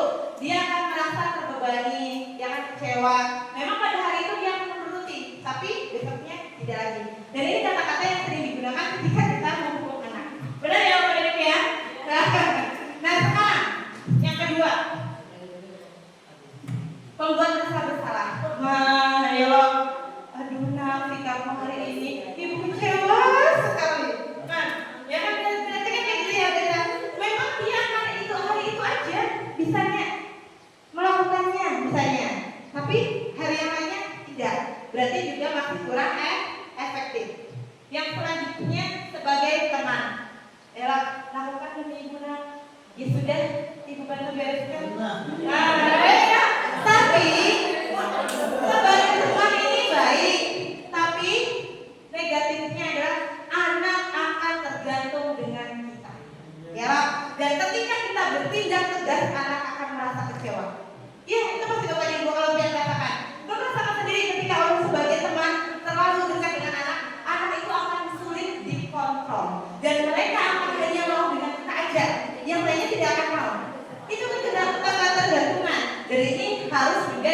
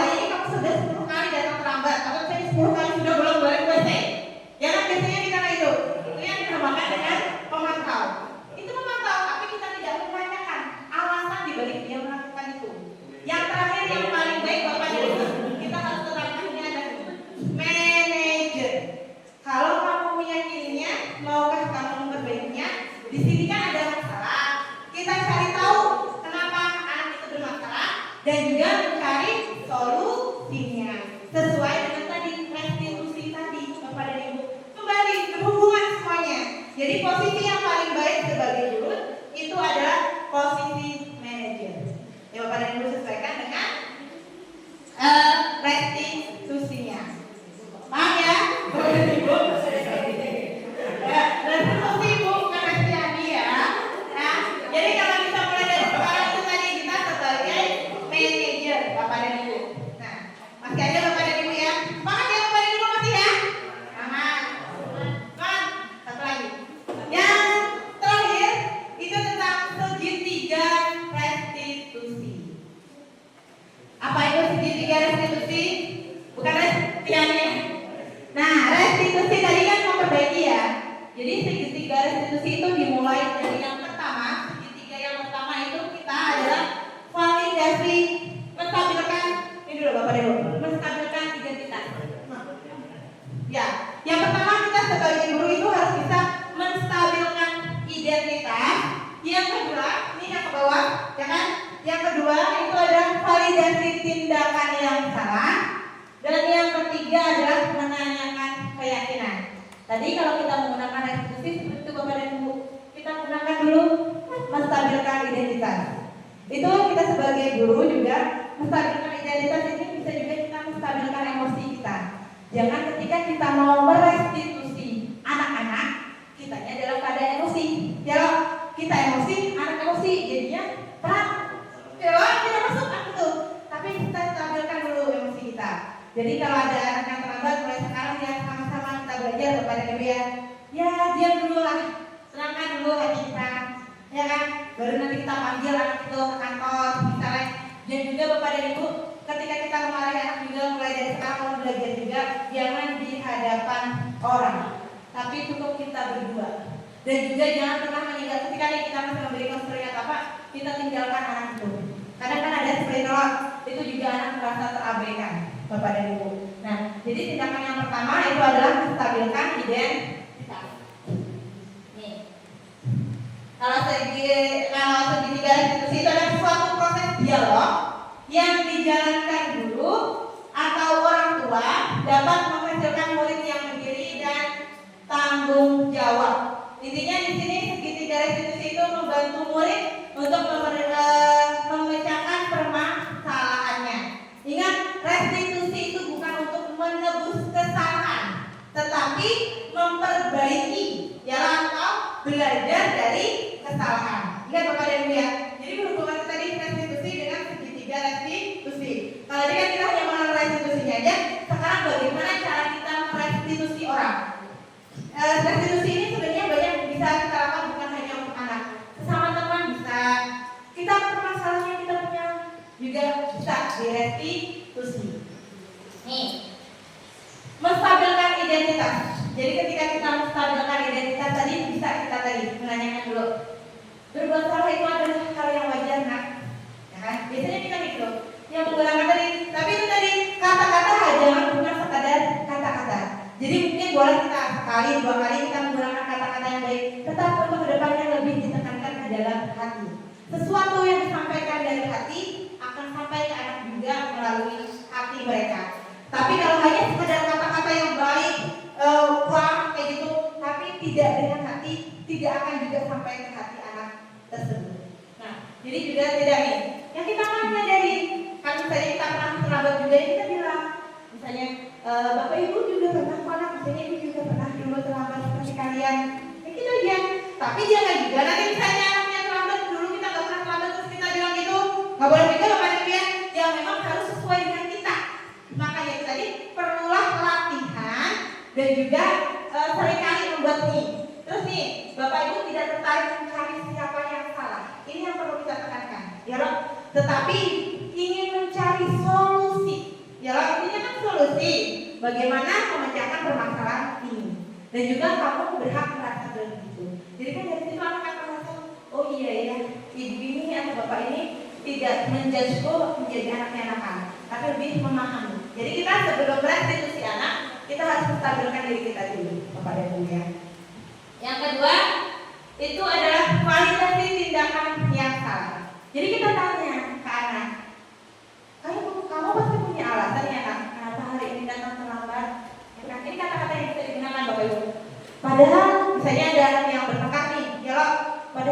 bisa loh melakukan yang lebih dari itu. Kenapa kamu tidak melakukannya? Kan seperti itu biasanya. Atau kamu patut bangga pada dirimu sendiri karena telah melindungi sesuatu yang paling penting buat kamu. Biasanya kalau anak bertanya kan kayak gitu. Jadi harus divalidasi tindakan yang salah. Jadi kita tadi misalnya, terus kita tanya, benar tidak tadi yang kamu lakukan? Kayak gitu kan, kenapa melakukan ini? Tahu nggak kalau itu salah? Itu kan namanya validasi tindakan yang salah. Baru yang terakhir, ini adalah menanyakan keyakinan. Bapak dan Ibu, menanyakan keyakinan itu kembalikan lagi ke diri anak. Nilai-nilai apa yang kamu yakini, Bapak dan Ibu? Terus nilai-nilai apa yang telah kita sepakati bersama? Misalnya kan ada kesepakatan sudah tadi. Dan seperti apa gambaran kelas yang ideal menurut kamu? Dan kamu akan jadi orang seperti apa? Mereka kan akan menjawab akhirnya. Bukan dari kita jawaban itu, tapi dari mereka sendiri.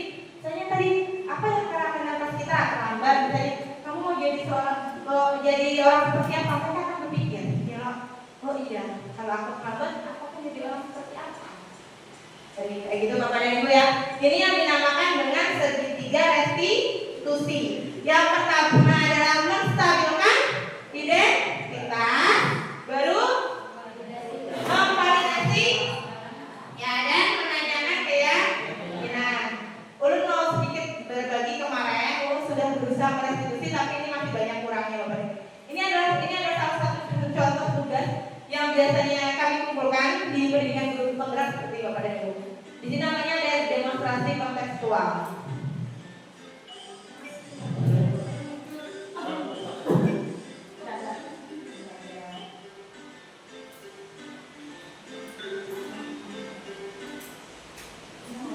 Nah, jadi seperti ini yang ulun coba terapkan memang tadi jadi restitusi tadi.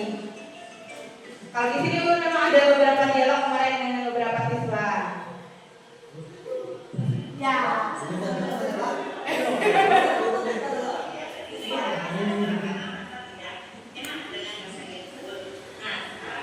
Ini orang masih buku Bapak Ibu dan Ibu jujur. Karena ini pertama kalinya memang restitusi yang dibikin video.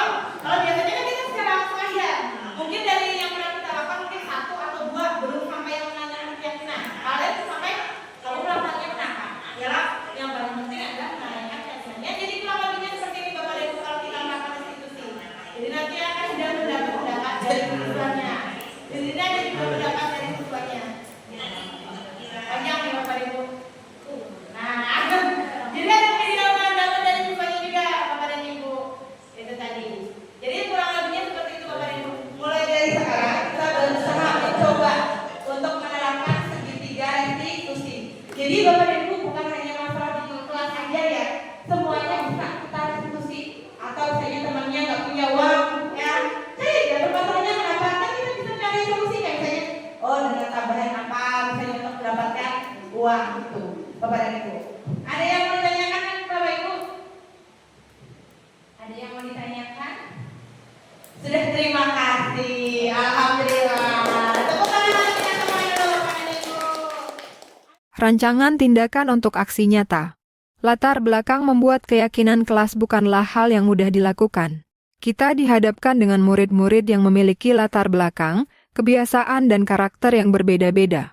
Keyakinan kelas akan membantu guru dalam penerapan kedisiplinan pada murid serta membantu guru mengenal muridnya dengan lebih baik. Tujuan 1. Mengembangkan perilaku positif anak. 2. Menumbuhkan internal motivasi dengan pembiasaan sejak dini. 3. Mengembangkan kemampuan untuk mengelola diri dan tahan terhadap godaan atau kesulitan. Tolak ukur 1. Terbentuk keyakinan kelas. 2. Guru dan murid konsisten menerapkan keyakinan kelas. 3. Suasana kelas lebih kondusif. 5 masa tindakan yang dilakukan. Keyakinan kelas akan dilaksanakan di awal semester tahun ajaran 2024-2025. Langkah-langkah yang akan dilakukan sebagai berikut. 1. Menanyakan pendapat murid. Murid diberi kebebasan untuk menyampaikan masalah yang dihadapi saat di kelas dan membuat kelas yang nyaman. 2. Menanyakan ide murid untuk mencapai kelas impian, dalam kurung, tentang guru dan teman-teman di kelas. 3. Mengambil kesimpulan dari ide-ide murid yang disampaikan. 4. Mengubah ide menjadi keyakinan kelas dan dibuat dalam bentuk poster. 5. Guru dan murid menandatangani keyakinan kelas yang sudah dibuat. 6. Guru dan murid melakukan refleksi dengan melihat bersama poster kontrak keyakinan kelas yang sudah ditandatangani. Dukungan yang dibutuhkan. 1. Kolaborasi yang baik seluruh warga sekolah dalam penerapan budaya positif baik guru, murid dan wali murid. 2. Sumber daya lingkungan belajar sarana prasarana sekolah dalam mendukung penerapan budaya positif keyakinan kelas. Penerapan keyakinan di kelas 7.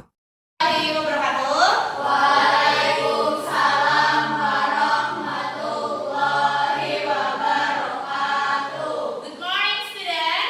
Good morning, teacher. How are you today? I'm fine, thank you. And you? I'm very well, thank you. Okay.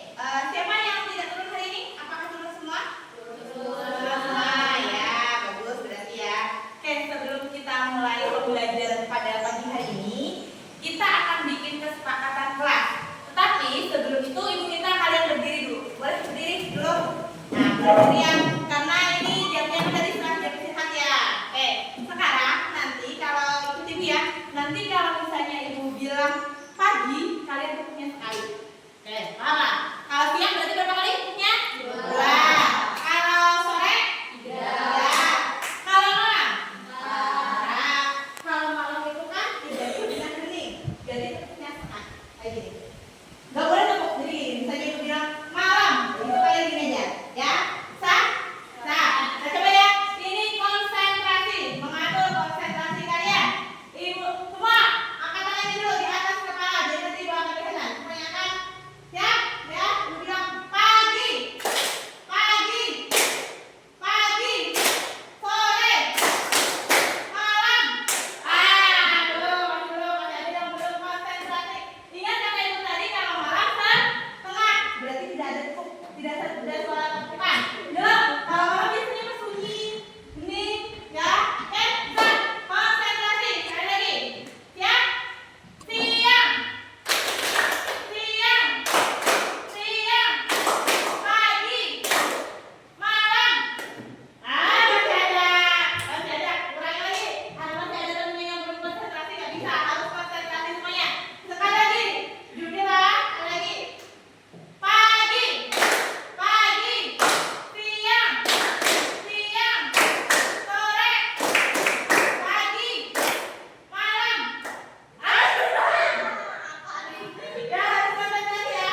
Nah, sekarang hari ini kita akan bikin kesepakatan atau keyakinan kelas. Silakan dulu. Oke, silakan. Terima kasih dulu. Tepuk tangan dulu untuk semua.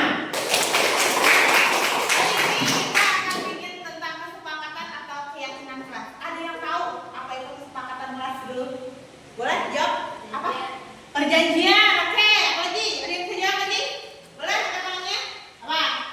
Selain perjanjian, keyakinan atau kesepakatan kelas itu apa ya? Peraturan, ya keyakinan. Nah, kita hari ini akan bikin keyakinan kelas yang mana nanti kita semuanya akan menyepakatinya. Peraturan kelas atau keyakinan kelas yang kita inginkan. Ya, bisa ya? Nah, ibu akan bagikan nih satu persatu. Nanti kalian tuliskan apa yang ingin kalian tuliskan di sini adalah kesepakatan seperti apa agar proses pembelajaran berjalan dengan lancar. Bisa ya? Bagian dulu. Mau warna apa? Warna apa? Nih. Videonya warna? Hitam. Oke. Warna apa? Kuning. Videonya warna apa? Biru. Kuning tidak. Videonya warna apa? Merah. Oke. Nih warna apa? Pink. Oh, pink yang bawah. Oke, pink yang muda ya. Oke, videonya warna apa? Warna apa? Hitamnya nggak ada sudah. Aku oke tingkatan ya. Warna apa? Sama. Videonya warna? Hijau ini. Oke. Nih warna apa? Sama ini juga. Videonya warna apa? Ini oke. Gimana kan? Pink, hijau, pink. Pinginnya atau pink ini? Hijau. Videonya warna orange dan kelihatan nanti jadi warnanya pink berarti cari yang warnanya terang. Nah, ini warna apa?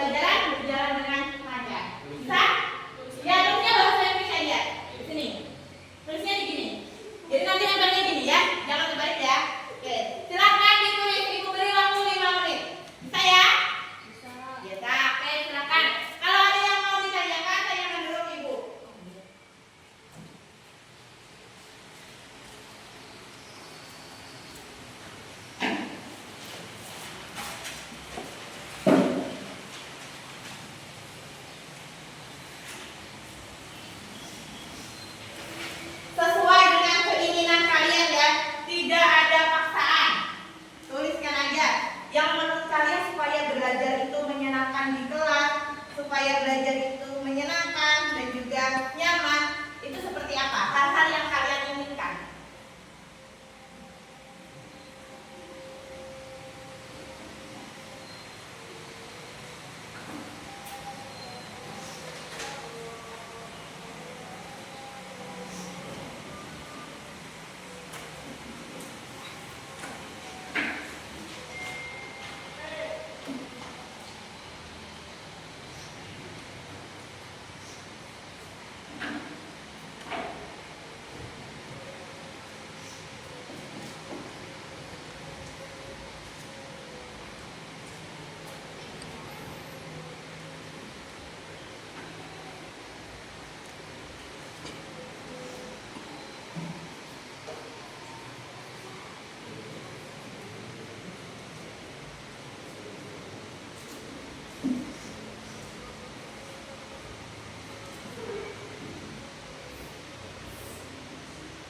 Boleh? Ada yang sudah? Ada yang sudah? Oke, tunggu dulu yang lainnya. Sudah belum? Boleh minimal tuliskan 3 atau boleh lebih dari 3. Intinya apapun yang kalian inginkan untuk pembelajaran yang menyenangkan dan aman.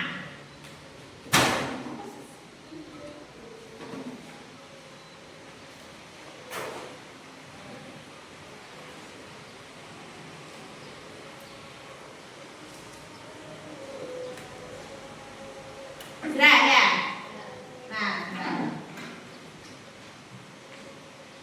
Kalau sudah, sekarang apa yang kalian tuliskan boleh kalian tempelkan di sini. Nih, boleh ya?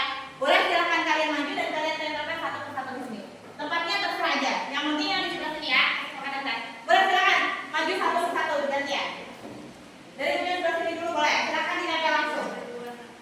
Ditempel langsung seperti apa yang diinginkan. Boleh terserah aja mau di mana. Ya. Lengket. Nanti akan lengket. Nah, ya nggak apa-apa. Nanti akan lengket. Nah, ya. Oke. Lagi yang lainnya. Ayo, maju. Boleh maju. Silakan yang lainnya maju. Ayo langsung berdiri semuanya. Gantian satu-satu nempelnya.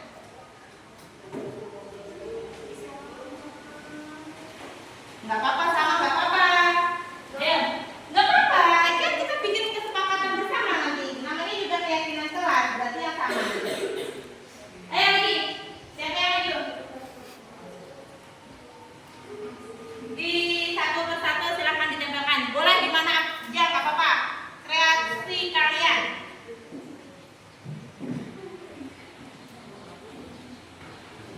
Ayo lanjutkan.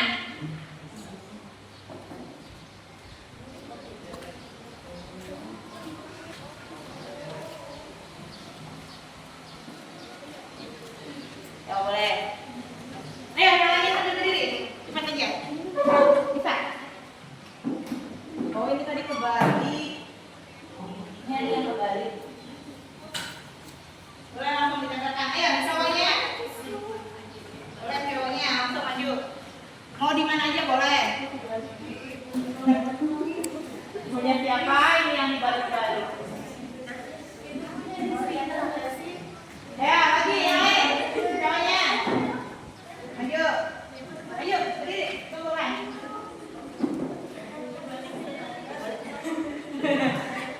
Oke.